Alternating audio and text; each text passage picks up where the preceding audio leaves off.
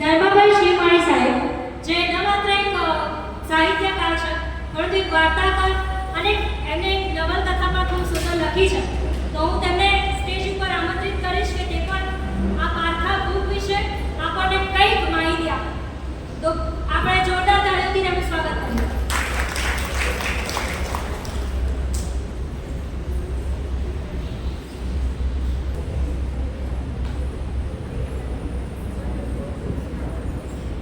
આપ સૌને વંદન.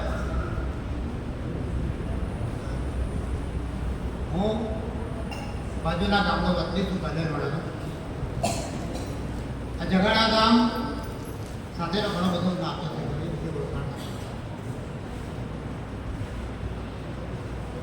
દલગી દેસાઈ કાકાનું આ ગામ માજી એમપી અરવિંદ ચૌધરીનું આ ગામ અહીં બેઠેલા પૂર્વ તાલુકા પ્રમુખ લક્ષ્મીબેન કરણ એ કોંગ્રેસના સમિષ્ટ કાર્યકરનું આ ગામ. એક સમયના કોલેજના સિનિયર સાથી બીકે જોવાનું આ ગામ. ભાનુભાઈ ત્રિવેદી લોકસાહિત્ય અને લઘુકથા લખનાર. એમની એક લઘુકથા ધોરણ 8ના પાઠ્યપુસ્તકમાં ભણાવવામાં આવેલી છે. એવા એક લઘુકથાકાર સાહિત્યકારનું આ ગામ ખરેખર ગૌરવ અપાવે એવું છે. અને એમાં એક સરસ મજાનું સ્વભાવમાં અભિવૃદ્ધિ થાય એમાં એક નવા યુવાન સાહિત્યકાર નવલકથાકાર આ ગામને મળી રહ્યા છે, આપણને બધાને મળી રહ્યા છે. એનો ખૂબ ખૂબ આનંદ છે.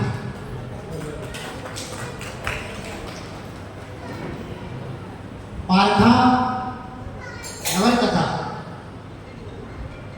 અને એની પીડીએફ કાલે મળી. પીડીએફ મોબાઈલમાં વાંચવી આંખોને તકલીફ આવે એવું લાગે તો વાંચી નથી શકતો હું કરી પણ આશરો પ્રકરણથી લઈ અને પારખાના 37 પ્રકરણોમાં 200 પેજમાં લખાયેલી આ એક ગ્રામ જીવનને આજે હોપ ખડું કરતી નવલકથા. અરે આનંદ તો એટલા માટે થાય છે કે કોઈ પણ લેખક સીધો નવલકથામાં પ્રવેશે એટલે સહેજે આપણને આમ એના પ્રત્યે નવાઈ લાગે. કોઈ વાર્તાકાર તરીકે એમ કહીશ કે જ્યારે વાર્તા લખવાની હોય કે માણસોના મનના ફાટી ગુજરેલી વાર્તા, માણસના મનની અંદર શું પડ્યું છે એ કાલે બોલતો ચાલતો હતો ને આજે કેમ બોલાવો છો તો બોલતો નથી, એવું શું બન્યું એવી કઈ જીવનની ક્ષણ આવી ગઈ એનામાં કે આજે એનામાં પરિવર્તન આવી ગયું. એક જીવનની કોઈ એક યાદગાર ક્ષણને આલેખવી એક વાર્તામાં આવી શકે અને આખા જીવનને લઈ અને આપણે ચાલવું એટલે એ આખું જીવન એટલે એક નવલકથા હોઈ શકે. નવલકથા બહુ પોળા પટ પર લખાતી હોય છે. આપણે માથે ઘોંસડી લઈને ચાલીએ, થાક લાગે એટલે બેસી જઈએ, ફરી પાછા થાક ઉતરે એટલે આગળ વધીએ. એ વાર્તાનું કામ છે. સડસડાટ માથે વજન ઉપાડી અને ચાલ્યા જવું એ નવલકથા છે. ગ્રામ જીવનની આ નવલકથા પહેલાં વાંચતા મને એમ લાગી કે આ કોઈ નવોદિતની કલમ, સાવ નવોદિતની કલમ તો નથી.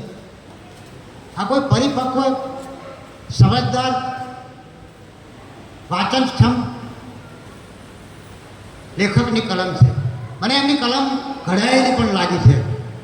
એમની શૈલી, એમનો ગ્રામ પ્રદેશનો આખો પરિવેશ, એમના વર્ણનો, રૂઢિપ્રયોગો, કહેવતો, સંવાદો, લોકબોલી, આ બધું જ આમ ઘડાઈને આવેલું છે આની અંદર. 37 પ્રકરણો અને પ્રકરણોના નામ પણ કેવા સરસ મજાના છે. ક્યારેક આપણને એમ પણ થાય કે પન્નાલાલની પણ યાદ અપાવે. એ પ્રમાણે એમનું નિરૂપણ આખું નવલકથામાં થયું છે. વિષય વસ્તુ શું છે તો એના બે મુખ્ય પાત્રો છે, દરજી અને નવલ. આ નવલકથાના બે મુખ્ય પાત્રો છે. મુખ્ય બાબત તો એ છે ઈર્ષા ઉપજાવી એવી કે સાટા પદ્ધતિ લગ્ન વિવાહ થવા માટેનું સાટું હોય તો સામેથી કન્યા મળે. પણ અહીં દરજી અને એનો બાપ રઘજી એમની ઇજ્જત એટલી છે, ખૂબ ઇજ્જત છે એમની, કે સામે નદી પારના સામેના ગામથી ધુમલી ગામ, નામ પણ કેટલા સરસ, ધુમલી ગામ, સમી નદી અને સવેડા ગામ, સરસ મજાના નામો આપ્યા છે. અને પાછું શહેરનું નામ પણ ધનપુર. એટલે સામેથી લોકો આવે છે એક ખોરડાની ઇજ્જત જોઈ અને સાટા વગર કન્યા આપે છે. કેટલી કેટલી મોટી ઇજ્જત કહેવાય દરજીના બાપની. અને ગામ હોય છે ત્યાં બધું જ હોય છે, આપણે જોઈ શકીએ છીએ. ગામ હોય તો કોઈનું સારું થતું હોય તો કેટલાકને ગમે કે કેટલાકને ના ગમે. એટલે અદેખાઈ, ઈર્ષા, ગાવા દાવા, બરાબર, આ બધું જ એની અંદર આ નવલકથામાં લેખકે આલેખ્યું છે. તો એક બેચર કરીને એ જ કોમનો માણસ કે એને સાટું નથી પડતું, એટલે ચમનલાલ શેઠ તો એ ખાસ માણસ. એટલે એ ચમનલાલને દરજી સાથે કંઈક, દરજી આખા બોલો માણસ છે. એટલે કોઈ વાતે એક સમયે એને ચમનલાલને એક લાફો પણ ઝીંકી દીધો હોય છે. એટલે આ તો વાણ્યા બુદ્ધિ. એટલે એને દરજી સાથે વેર વાળવા માટે આ બેચરને હાથ પર લીધો. બેચરને પેલું વણ માગ્યું, સાટા વગરનું આ કન્યા મળી નવલ, એ ગમતું નથી. અને પછી શરૂ થાય છે નવલકથામાં ગાવા દાવા, દરજીને કઈ રીતે બરબાદ કરવું, દરજીના દાંપત્ય જીવનને કઈ રીતે વેર વિખેર કરી નાખવું. આ બધા જ ગાવા દાવાની આ સરસ મજાની એક ગ્રામ જીવનની નવલકથા છે. પૂરી નથી વાંચી શક્યો કારણ કે PDF વાંચવામાં તકલીફ પડી, પણ એના વર્ણનો અદ્ભુત છે. ઋતુઓ પ્રમાણેના એના વર્ણનો, ઋતુઓ પ્રમાણેનું ખેડૂતોનું જીવન, એનું પરિવર્તન, એની સાથેના એના ભાઈબંધો, પોસ્ટ ચલાવતી વખતે ગવાતા ગાણા, કેટલા બધા ગાણા અંદર છે એમને લીધા છે. પન્નાલાલની જેમ મને પન્નાલાલ પણ યાદ આવે. એમના પ્રકરણોની અંદર આ બધા એ સમયના ઈશાનિયા ખોણાના ગાણા આવે એમને પણ એ પ્રમાણે સરસ મજાના પંક્તિઓ મૂકી છે. એટલે આનંદ અને આવકાર આપણને આપતા ખૂબ જ આનંદ આવે. એમ એક જ પહેલી બેઠકે એમની સરસ મજાની પારખા નામે નવલકથા આપી. આ બધું નવોદિતો આ પ્રમાણે કામ કરી શકતા નથી, ઘણું કાચું કપાઈ જતું હોય છે. પણ જે પ્રમાણે ઘટનાઓ ઘટતી જાય છે એ પ્રમાણે નવલકથા ધીમે ધીમે આગળ વધતી જાય છે. કેટલી તકલીફો પડે છે કે સાચા રસ્તે જીવનારા માણસોને કેવી વિપદાઓ પડે છે. દરજીને, નવલને, દરજીના ભાઈબંધ કચરાને, કચરાની પત્ની પાનોને અને એના દીકરાને આ લોકો કેવા એના ઉપર આરોપ મૂકે છે. કોઈ પેલા ગામમાં મદારી આવે છે, મદારીની આખો પડાવ પડ્યો હોય છે બેચરના ઘર પાછળ, અને એ લોકો રાત્રે બેચરનું ઘર ફાડે છે. ત્યારે બૂમાબૂમ મચી જાય છે. તો એક પડવીર દરજી ઊંઘતો જાગે છે અને એ મદારીઓની ટોળકી પાછળ પડે છે. ગામ તો થોડેક સુધી જઈ અને પાછું વળી જાય છે, પણ આ માણસ કેળો ઉગતો નથી. એ છેક સુધી દોડે છે. દોડતો દોડતો બુકાની ધારી એક મદારીની બુકાની એના હાથમાં આવી જાય છે, કાળી બુકાની. અને એની સાસરીનું ગામ જે નદીની પેલે પાર હોય છે, ત્યાં લોકો એને પકડી લે છે કે આ કોઈ લૂંટારો છે, ચોર છે, અને એને મારે છે દરજીને. પછી સવાર પડે છે ત્યારે ખબર પડે છે કે ભાઈ આ તો આપણા ગામના જમાઈ છે. તો કે તમે ચોરી કરીને આવ્યા છો? તો કદાચ ચોરી નથી કરી. તો કે તમારી પાસે બુકાની છે. બુકાની તો મદારીને મેં પકડી છે, પણ હું એમને પકડવા માટે પાછો પડ્યો. એમને ગામમાં લાવે છે, પણ ગામમાં આ બેચર, ચેબરલાલ શેઠ, ગુલાબ, માનસો, આ જેવા પાત્રો છે, એ પાત્રોને તો દલજીને આમ એને હાથ પર આવી રીતે એને નીચું ગણાવવું જ છે. એટલે એના પર આખું બેચરના ઘરમાં જે ચોરી થઈ એનો આરોપ એના પર નાખે છે અને એનો દંડ કરે છે, જુવાર નાખવાનો, ચબૂતરી. એટલે આ રીતની આખા કાવા દાવાની વાત છે. વસ્તુ એ પણ છે આની અંદર કે પેલો ચમન શેઠ આ નવલની માને ચેહરને, હવે ચેહરને શું હોય છે કે ચેહરને લાધો નામે એક છોકરો હોય છે અને એની પત્ની મરી ગઈ હોય છે. તો સાટા વગર તો મળે નહીં. એટલે ચેહરની માને આ ચમન શેઠ હાથ ઉપર લઈ અને રાધાને કન્યા અપાવવાનો એ રોગ બતાવે છે. અને એની બા નવલને વિષ્ણે બેસાડી દે છે, કશાય વાત ગુના વગર. અને દરજીનો બાપ રખજી એ ગાડું લઈને જાય છે ત્યાં અને સમજાવે છે કે ભાઈ અમારો વાંક ગુનો શું એમ, અમે કંઈ બોલ્યા લડ્યા નથી, તમે કેમ મોકલતા નથી તમારી દીકરીને? તો મારે નથી મોકલવી એમ, તમારો છોકરો લૂંટારો છે, આમ છે, તેમ છે, એવા બધા બહાના કાઢે છે, નથી મોકલતા. અને બહુ ખોટું લાગી જાય છે. એક બે વખત પ્રયત્નો કરવા છતાં પણ નથી મોકલતા. એટલે એનું અપમાન થાય છે. રખજી ખેડૂત છે, તે વૃદ્ધ છે, કારણ કે એની પત્ની મરી ગયો છે અને એને છોકરાને મોટો કર્યો છે દલજીને. એટલે એ એટલું ખોટું લાગે છે, એનું અપમાન એટલું એ લોકો કરે છે કે એના ખેતરમાં લીમડે ટૂંકો ખાઈને મરી જાય છે. દલજીને આઘાત લાગે. આ કથામાં આ પ્રમાણે બધું ચાલ્યા કરતું હોય છે. અને છેલ્લે તો બધા પ્રકરણો નથી વાંચ્યા, પણ છેલ્લે વદાલાલની વાલ્મીની ભવાઈમાં જેમ વરસાદ વગર દુકાળ પડે છે, એમાં અહીંયા લીલો દુકાળ પડે છે.